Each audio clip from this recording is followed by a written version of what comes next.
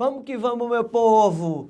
Não vamos baixar a guarda, não vamos fazer feito o Anderson Silva, né?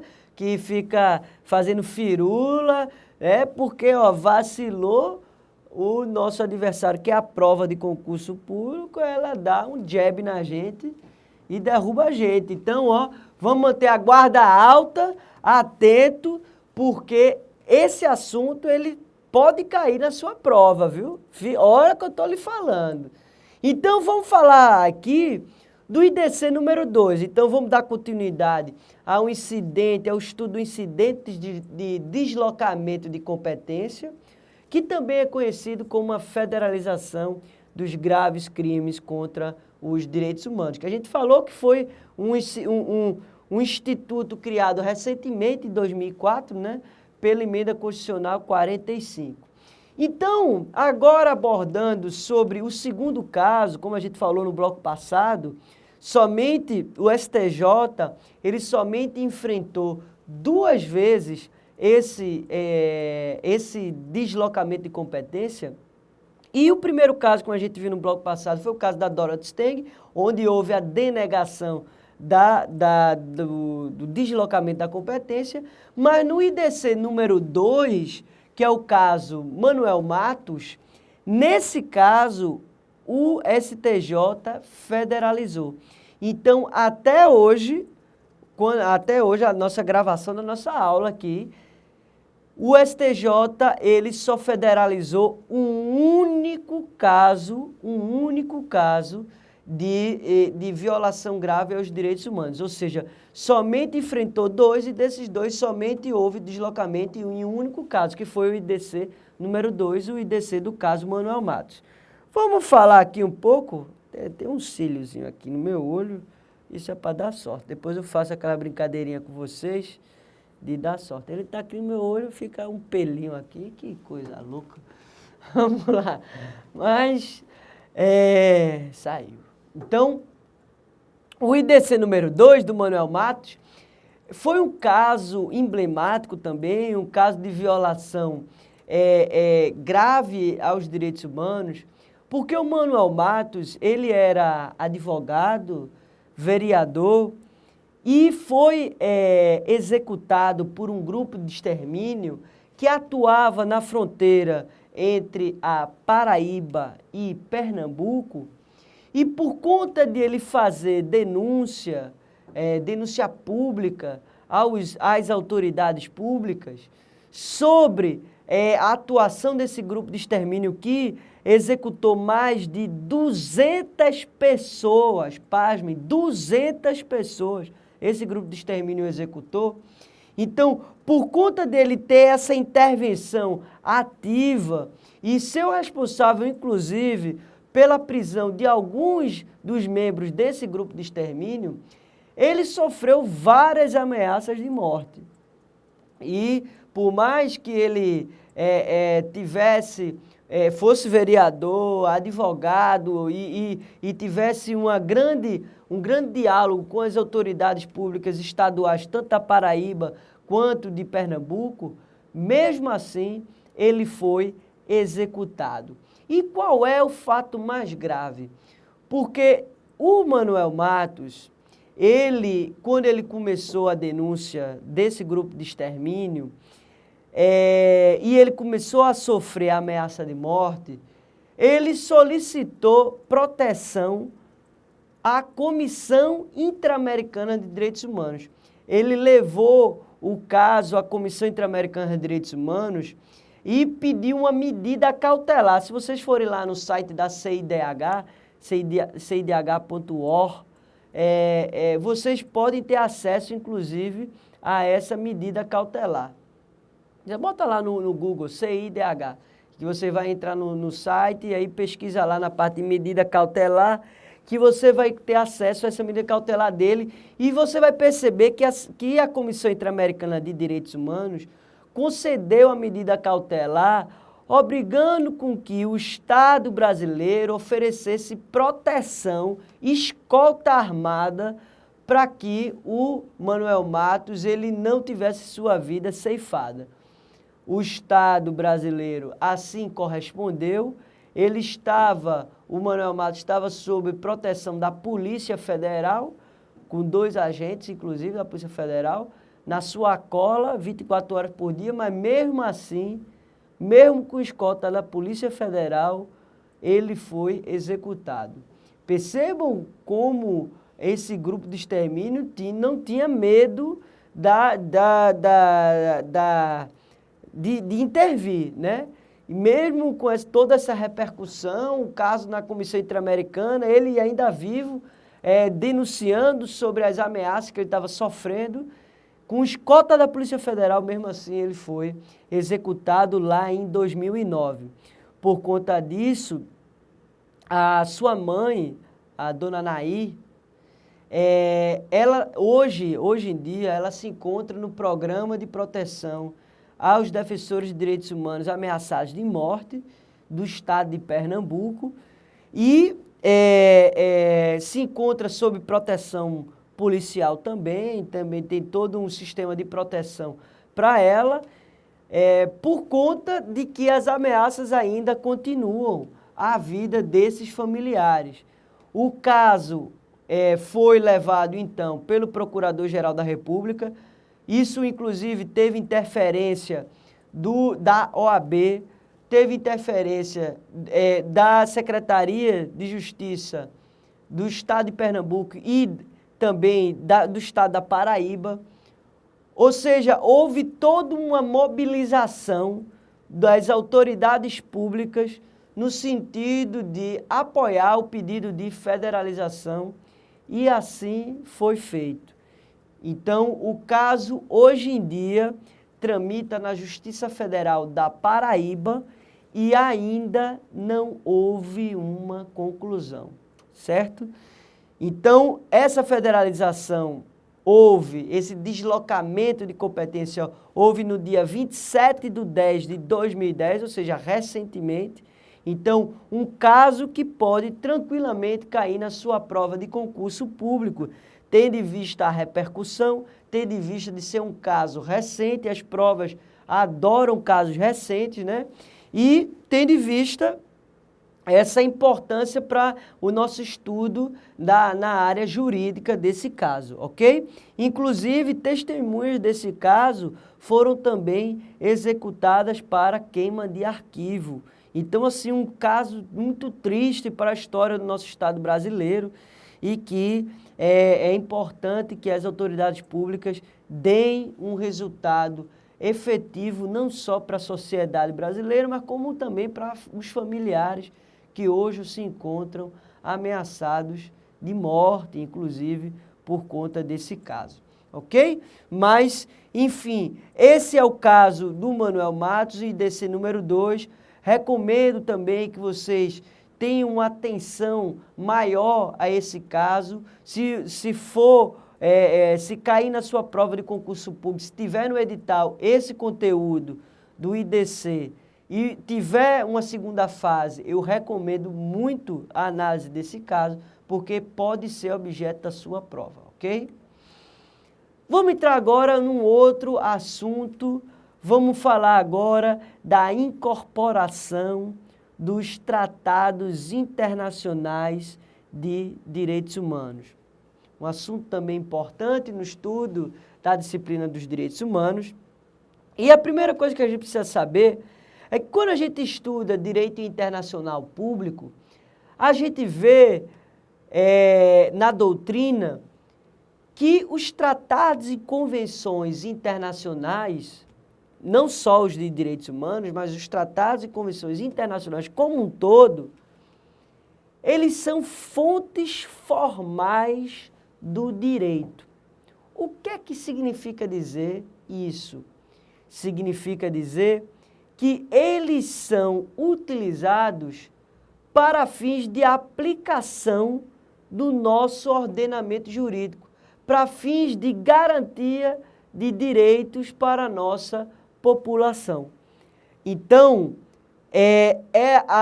os tratados e convenções internacionais de direitos humanos podem ser utilizados como paradigma de aplicação dos direitos para a nossa população. Inclusive, o nosso Poder Judiciário pode se valer desses tratados ou convenções internacionais para substanciar, para fundamentar a sua decisão, caso o Brasil tenha ratificado os seus termos, ok? Então, essa é o primeiro destaque que a gente faz. E aí, é importante a gente fazer uma análise perfunctória sobre quais são os procedimentos de incorporação desses tratados internacionais para a gente se deparar, como a gente vai ver mais à frente, sobre os status e a hierarquia de cada tratado internacional de direitos humanos. Primeiro vamos estudar como que esses tratados internacionais são incorporados, eles entram em vigor no nosso ordenamento jurídico interno. No nosso material aqui, que se encontra aí na tela, que a gente destaca agora, há 4 fases do procedimento de incorporação desses tratados internacionais. A primeira fase é a fase em que o presidente da República, isso com competência privativa dele, ele vai lá e assina, ele vai lá e celebra esse ato desse tratado ou essa convenção internacional. Então, o primeiro momento é a da negociação e da assinatura do Tratado ou Convenção Internacional dos Direitos Humanos. Ou, não só dos direitos humanos, Convenção ou Tratado Internacional, inclusive de direitos humanos. Então, o primeiro momento é o presidente da República que tem competência privativa. Está lá previsto no artigo 84 da nossa Constituição. 84, inciso 7º da nossa Constituição Federal. E vocês já estudaram em direito constitucional que quando a gente fala de competência privativa do presidente da República, isso tem uma consequência. Qual é? Me responda aí que eu estou ouvindo aqui. Qual é a consequência disso? Isso aí, muito bem. É que é passível de delegação esse ato administrativo. Então, a competência é privativa do presidente da República de celebrar o ato e de fazer a assinatura. Mas ele poderá delegar esse ato para o ministro das Relações Exteriores, para o ministro da Defesa, para o ministro da área de Direitos Humanos, né? Então, ele pode delegar esse ato para a autoridade competente que ele entenda ser pertinente ao tema, ok? Então, primeiro momento é esse.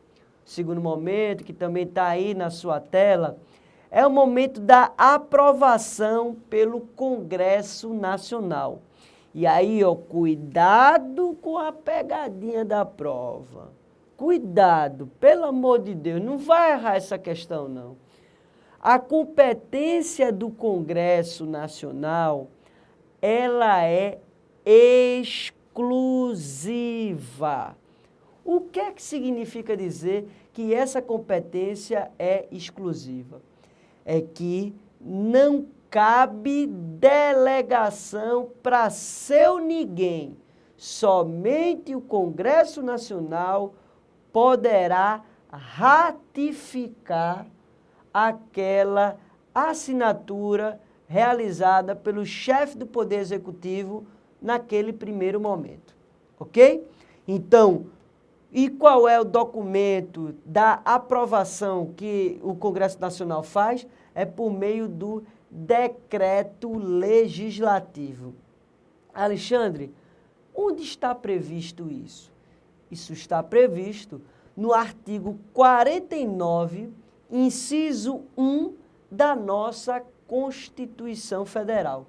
Então, competência privativa do presidente da República para celebrar o ato de assinatura. Isso quer dizer que ele pode delegar para outrem. No segundo momento, temos a competência exclusiva do Congresso Nacional, que ele não poderá delegar para ninguém e realiza essa aprovação, essa ratificação por meio de decreto legislativo, previsto no artigo 49, inciso 1º. O terceiro momento é o momento da troca ou depósito lá no órgão ou organismo internacional. Ou seja, é o Estado brasileiro chegar e dizer: OIT, ONU, OEA, nós ratificamos esse tratado, essa convenção internacional, e estamos aqui informando isso para vocês. E aí, uma pergunta de prova sempre vem à tona. A partir da troca ou depósito, esse tratado ou convenção internacional já está valendo no ambiente interno, no nosso ordenamento jurídico? Resposta: sim ou não? Me digam aí. Como é? Sim ou não? Vale ou não vale? A partir da troca ou depósito, depois da ratificação já do Congresso Nacional, esse tratado, essa convenção internacional já está valendo no nosso ordenamento jurídico? E aí? Resposta: não. Não está valendo ainda. Por que não está valendo? Porque precisa do quarto ato, do quarto momento. Qual é o quarto momento que a gente vai pegar aí o estudo emprestado de direito administrativo? Um ato administrativo, pessoal, vamos lá fazer a interdisciplinariedade com a matéria de direito administrativo. O ato administrativo, ele tem eficácia a partir de que momento? A partir da, como é? Publicação. Então, somente com a publicação é que um ato administrativo ele tem eficácia. Então, não poderia ser diferente num tratado ou convenção internacional. Somente com a promulgação do decreto presidencial e a sua publicação no Diário Oficial, com a publicação no Diário Oficial, é que esse tratado ou essa convenção internacional tem vigor, passa a valer no ambiente interno, ok? Beleza? Então, cuidado com isso. E essa validade também se submete à transcrição do texto em língua portuguesa. Beleza? Então, esse quarto ato é a promulgação por decreto presidencial, confirmando todas essas etapas anteriores e a sua consequente publicação no Diário Oficial da União. Beleza, gente? Não vamos cair nessa pegadinha, beleza? Então, vamos entrar agora, falamos da incorporação dos tratados internacionais. Vamos agora reduzir nosso espectro de estudo, a nosso objeto de atenção, que são os tratados internacionais de direitos humanos, tratados e convenções internacionais de direitos humanos. Primeira coisa que a gente precisa destacar e que também já foi também objeto de prova, eu sempre falo para vocês, o nosso material, nossas aulas se embasam nas provas de concurso público. Nada do que eu falo aqui é palavras ao vento, viu? Então, tudo que eu estou falando aqui, eu já resolvi mais de 300 questões de direitos humanos, certo? Então, o que eu estou falando aqui, tudo já caiu em prova de concurso público, certo? Dos diversos níveis. Então, o que a prova de concurso público cobra nesse momento agora é exatamente isso que eu vou falar. Os tratados e convenções internacionais de direitos humanos, eles passaram a ser ratificados em peso com o período de redemocratização do Estado brasileiro. Ou seja, após a nossa Constituição Federal de 88.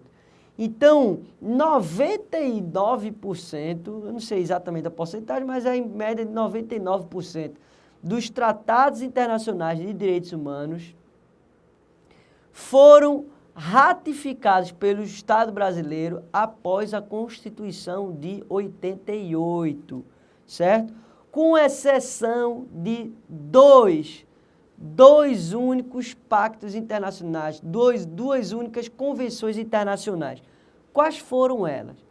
A primeira convenção ratificada pelo Estado brasileiro de direitos humanos foi a Convenção para a Eliminação de todas as formas de discriminação racial, lá em 1968, uma convenção da ONU e que foi ratificada pelo Estado brasileiro ainda quando estávamos no período ditatorial, certo? Então, é importante a gente saber porque foi o primeiro tratado internacional, certo? Então, o primeiro tratado internacional ratificado pelo Estado brasileiro foi em 1968, ainda no âmbito da ditadura militar, foi um tratado, uma convenção, na verdade, da ONU. Essa convenção abordou a questão do combate à discriminação racial, lá em 1968. A segunda convenção internacional, que foi ratificada pelo Estado brasileiro, já no período de redemocratização, mas antes da Constituição Federal de 88, foi a Convenção para a Eliminação de todas as formas de discriminação contra a mulher. A Convenção da ONU de combate à discriminação contra a mulher foi ratificada pelo Estado brasileiro em 1984. Veja, foi antes de 88, da Constituição de 88, mas já foi dentro do período de redemocratização, ok? Então, importante também a gente ter em mente. O resto, todos os outros tratados e convenções internacionais foram ratificados pelo Estado brasileiro após. Não quer dizer que esses tratados e convenções internacionais ratificados pelo Brasil após 88, eles somente foram criados depois de 88. Não, o Estado brasileiro é que ratificou depois de 88. Mas eles já surgiram há muito tempo, vários e vários. Desde a década de 60, de 50, a esses tratados e convenções internacionais de direitos humanos, beleza? Vamos abordar agora sobre algumas questões sobre essa hierarquia dos tratados e convenções internacionais de direitos humanos. Primeira coisa que a gente precisa saber é que o nosso parágrafo 1º do artigo 5º da Constituição Federal aponta que as normas definidoras de direitos e garantias fundamentais têm aplicação imediata. Então, a primeira coisa que a gente precisa saber é isso. Quando a gente falar de direitos e garantias fundamentais, ela não precisa de regulamentação, ela tem aplicabilidade imediata. Está lá previsto no parágrafo 1º do artigo 5º da nossa Constituição. Ou seja, não é uma norma de eficácia contida, é uma norma de eficácia de aplicação imediata, de eficácia plena, ok? Isso demonstra, inclusive, a ideia dessa imperatividade das normas de direitos humanos. O nosso parágrafo 2º do artigo 5º da Constituição também é objeto de nota, objeto de atenção, porque lá está dizendo que os direitos e garantias fundamentais expressos na Constituição não vão excluir outros decorrentes do regime dos princípios por ele adotados em tratados internacionais que o Brasil seja parte. Ou seja, o parágrafo 2º do artigo 5º da Constituição diz que direitos e garantias fundamentais não são somente os que estão previstos na nossa Constituição Federal, principalmente ali no rol do artigo 5º da nossa Constituição. Não. Os direitos e garantias fundamentais podem estar previstos também em tratados internacionais, em tratados e convenções internacionais de direitos humanos. Esse parágrafo 2º da nossa Constituição Federal foi um grande avanço, porque trazia à tona a ideia das normas materialmente constitucionais. Ou seja, normas que estavam fora da nossa Constituição Federal, mas que tinham conteúdo constitucionais e que, para tanto, teriam peso de norma constitucional. Esse parágrafo 2º é muito importante para dar peso de norma constitucional aos tratados e convenções internacionais que falem sobre direitos humanos. Mas, posteriormente, lá com a Emenda Constitucional 45 de 2004, surgiu o parágrafo 3º do artigo 5º, que trouxe um crivo específico, um status específico para os tratados e convenções internacionais de direitos humanos que o Brasil tenha ratificado. Ele entendeu, apontou lá, olha lá, parágrafo 3º do artigo 5º, que esses tratados e convenções internacionais de direitos humanos que o Brasil ratifique, ele vai ter status de emenda à Constituição. E a gente vai falar mais à frente quais são esses requisitos que está lá previsto no parágrafo 3º. Mas o que eu quero apontar logo de cara é que esse parágrafo 3º e muitas doutrinas progressistas do estudo dos direitos humanos indicam que esse parágrafo 3º foi um retrocesso, porque o parágrafo 2º já era suficiente para dar esse peso de norma constitucional aos tratados e convenções internacionais de direitos humanos. Com o parágrafo 3º, se apontou a necessidade de que os tratados e convenções internacionais passassem por um crivo específico mais rigoroso para eles terem status de norma constitucional, de emenda à Constituição. Ok? Então, desse parágrafo 2º, a gente também, do artigo 5º da Constituição, a gente entende e aponta que o rol previsto, o rol de direitos e garantias fundamentais previsto no artigo 5º da Constituição, ele é um rol meramente exemplificativo. Não é um rol taxativo. Não somente aqueles direitos e garantias fundamentais previstos no artigo 5º é que são direitos e garantias fundamentais. Não. A partir do parágrafo 2º, isso pode estar previsto também em tratados e convenções internacionais. Ok? Mas, como a gente falou, esse parágrafo 3º, ele trouxe esse retrocesso. E aí ele trouxe também um crivo específico, um rigor formal mais forte. E qual era esse rigor formal? Ele diz lá, abra aí no parágrafo 3º do artigo 5º. Quando os tratados e convenções internacionais sobre direitos humanos forem incorporados, forem aprovados em cada casa do Congresso, em 2 turnos, por 3/5 dos votos, ele vai ter status de emenda à Constituição. Então, de cara, a gente já precisa incorporar, botar na nossa mente, botar no nosso coraçãozinho esse rigor específico, esse critério, porque, meu Deus do céu, isso cai muito, muito em prova de direito constitucional e em prova de direitos humanos. Cuidado com isso. Então, qual é o requisito para que um tratado de convenção internacional tenha status de emenda à Constituição? Qual é? Vamos fazer um mantra aqui, em cada casa do Congresso, em 2 turnos por 3/5. Em cada casa do Congresso, em 2 turnos por 3/5. Em cada casa do Congresso, por 2 turnos por 3/5. Pelo amor de Deus, se a prova de vocês afirmarem que, olha, eu já vi várias provas afirmando isso, que se o Senado Federal aprovar em 2 turnos por 3/5 um tratado ou uma convenção internacional de direitos humanos. Esse tratado ou convenção vai ter status de emenda à Constituição. Isso está errado, porque não é o Senado, é em cada casa do Congresso. Ou seja, tem que passar no Senado e tem que passar na Câmara dos Deputados Federais, ok?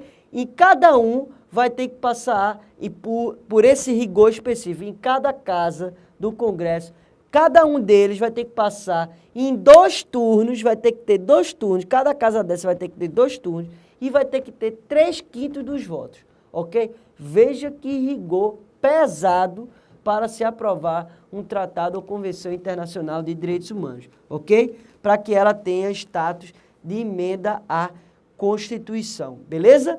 No próximo bloco, a gente vai falar sobre a hierarquia desses tratados e convenções internacionais de direitos humanos. Um assunto também muito requisitado das suas provas, ok? Então, até daqui a pouco.